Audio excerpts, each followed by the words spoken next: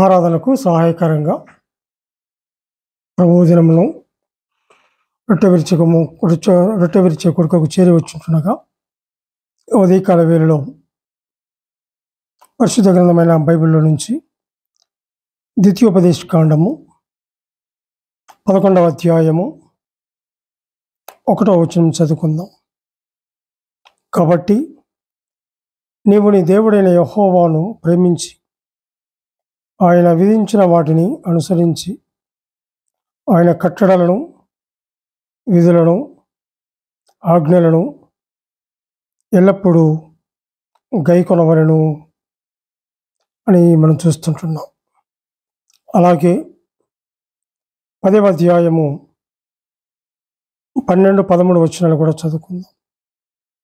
కాబట్టి ఇశ్రాయేలు నీ దేవుడైన యెహోవాకు భయపడి ఆయన మార్గం అన్నిటిలో నడుచుచు ఆయనను ప్రేమించి నీ దేవుడైన యెహోవాను నీ పూర్ణ మనస్సుతోనూ నీ పూర్ణ ఆత్మతోనూ సేవించి. అలాగే ద్వితీయోపదేశ కాండము 10వ అధ్యాయము 21వ వచనం చదువుకుందాం. ఆయనే నీకు కీర్తనీయుడు, నీవు కనులారా చూస్తుండగా భీకరమైన ఆ గొప్ప కార్యములను నీ కొరకు చేసిన నీ దేవుడు ఆయనే అని చెప్పేసి చూస్తుంటాం. ఇక్కడ మనం గమనించినట్లయితే ఎవరిని సేవించాలి అంటే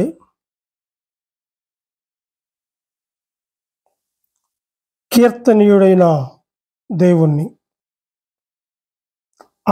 మహాకాశములు కలుగు చేసిన దేవుణ్ణి మనము స్తుతించవలసిన వారంగా ఉంటున్నాం. నీ దేవుడైన యెహోవాను ప్రేమించి ఆయన విధించిన వాటిని అనుసరించి ఆయన కట్టడలను, విధులను, ఆజ్ఞలను ఎల్లప్పుడూ గైకొనవలెను అని చెప్పేసి మనం చూస్తుంటున్నాం. 11వ అధ్యాయము 1వ వచనములో ఆయన మాత్రమే ఆయన కట్టడలు, ఆయన విధులు ఎల్లప్పుడూ గైకొని ఆయన మనము స్తుతించాలి. దేవుడైన యెహోవాను స్తుతించవలసిన వారముగా మనం ఉంటున్నాం. ఆయన కట్టడలు, ఆయన విధులు గైకొని భీకరమైన కార్యములు నీ కొరకు నా కొరకు చేసినవంటి మహాకాశములు కలుగు చేసినవంటి గొప్ప దేవుణ్ణి మనం ఈ ఉదయకాల వేళ స్తుతించి, గణపరిచి, ఆరాధించి, పూజించి, నమస్కరించవలసిన వారముగా ఉంటున్నాం. ఆయన మహాగణుడు, మహోన్నతుడు, పరిశుద్ధుడైనటువంటి ఆయనను ఆత్మతో సత్యముతో ఆరాధన చేయవలసిన వారముగా ఉంటున్నాం. ఇక్కడ గమనించినట్లయితే ఎందుకు ఆయన్ను సేవించాలి, ఆయన ఎందుకు పూజించాలి అంటే ఆయనే మనల్ని ముందుగా ప్రేమించాడు. ఆయన మనల్ని చూచాడు, ఆయన మనల్ని ప్రేమించాడు. తన ముద్దు కుమారుడు, ప్రియకుమారుడు, రక్షకుడు యేసుక్రీస్తు ప్రభువును పరలోకము నుండి భూలోకానికి మానవునిగా పంపించాడు. ఇక్కడ మనం గమనించినట్లయితే ఆయన ఎప్పుడు మనల్ని చూచాడు, ఎప్పుడు ప్రేమించాడు అంటే ఎఫెసీయులకు రాసిన పత్రిక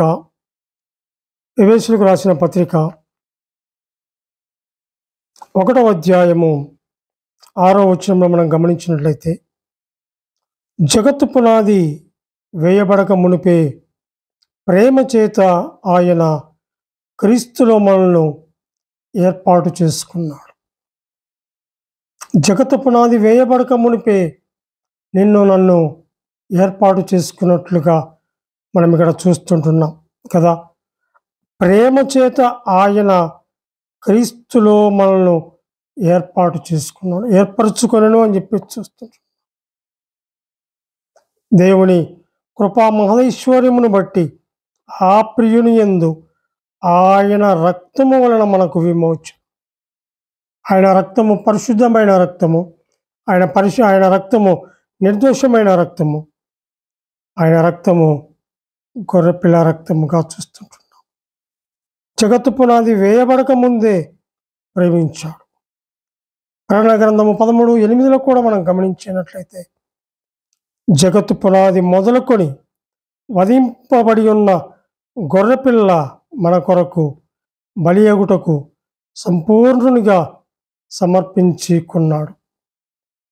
కాలము పరిపూర్ణమైనప్పుడు ఈ లోకములోనికి వచ్చాడు. ఆయన మరణించుట ద్వారా మనకెన్నో ఫలితాలు దొరికాయి. హెబ్రీయులకు రాసిన పత్రిక 2వ అధ్యాయము 14వ వచనంలో మనం గమనించినట్లయితే, కాబట్టి ఆ పిల్లలు రక్త మాంసములు గలవారైనందున ఆ ప్రకారమే మరణము యొక్క బలము గల వానిని, అనగా అపవాదిని మరణము ద్వారా నశింపజేయుటకును, జీవిత కాలమంతయు మరణ భయము చేత దాస్యమునకు లోబడిన వారిని విడిపించుటకును ఆయన కూడా రక్త మాంసములలో పాలివాడాయను. ఇక్కడ మనం గమనించినట్లయితే, ఆయన కూడా రక్త మాంసములలో పాలివాడాయ. నశించిపోతున్న మనల్ని, బలహీనటువంటి మనల్ని ఆయన చూసి ప్రేమించి, జగత్తు పునాది వేయబడక మునిపే క్రీస్తు ప్రేమలో నిన్ను నన్ను ఏర్పాటు చేసుకొని, ఆయన కార్చినటువంటి పరిశుద్ధమైన నిర్దోషమైన రక్తములో మన ప్రతి పాపమును కడిగి పరిశుద్ధులుగా, నిర్దోషులుగా, ఆయన బిడ్డలుగా చేసినట్లుగా మనం చూస్తుంటున్నాం. ఆయన ఆకాశ మహాకాశములు కలిగి చేసిన దేవుడు. అపవాదిని నశింపజేయుటకు, జీవిత కాలమంతయు మరణ భయమును అనే దాస్యము నుండి విడిపించుటకు ఆయన రక్తమాంసముల్లో పాలువాడయ్యాడు. కాబట్టి ప్రేమించి విధించిన విధులను, అనగా ఆయన ఆజ్ఞలను గైకొని ఆరాధన చేయాలి.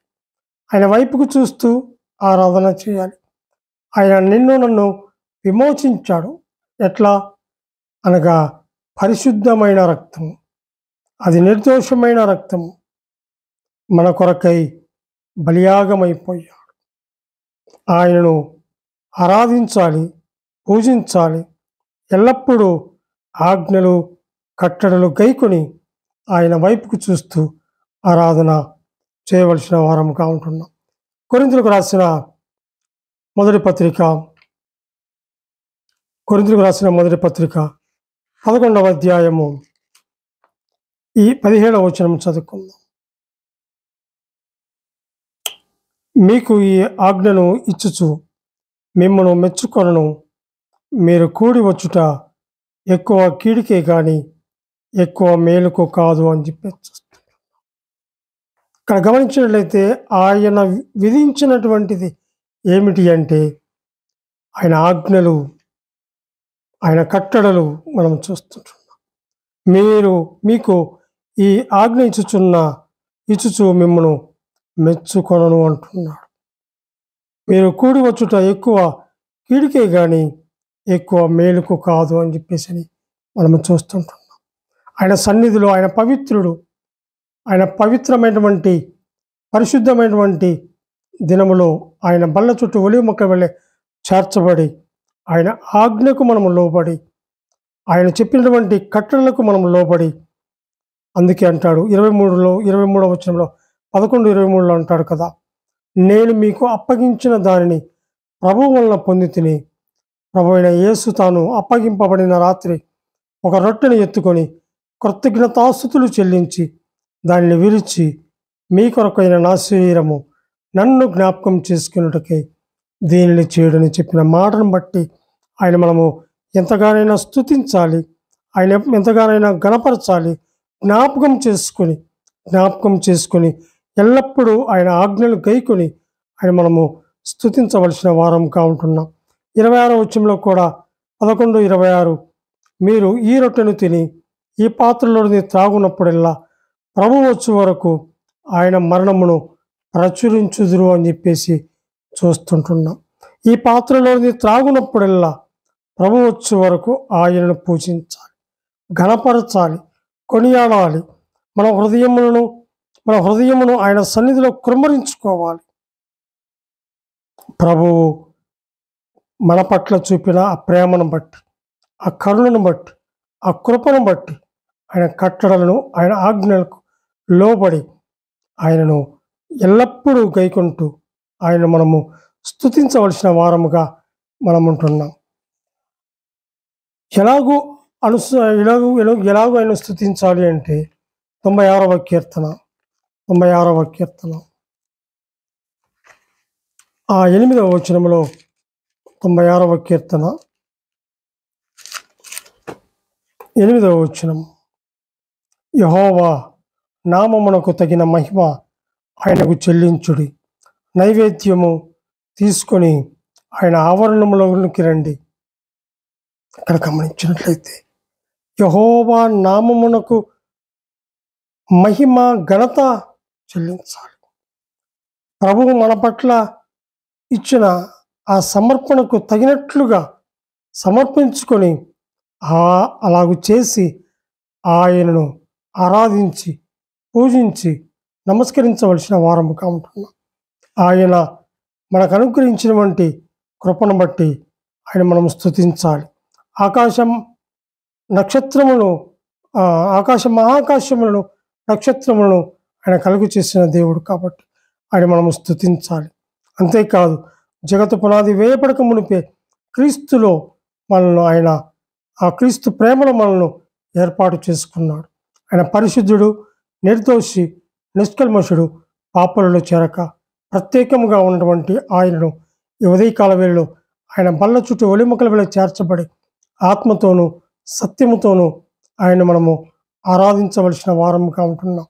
అలాగూ ఆయన మనకు ఇచ్చినటువంటి ఆజ్ఞలను, కట్టడలకు లోబడి ఎప్పుడూ ఎల్లప్పుడూ ఆయన సన్నిధిలో నిత్యం ఆయనను స్తుతించి ఘనపరిచి పూజించి నమస్కరించవలసిన వారముగా ఉంటున్నాం.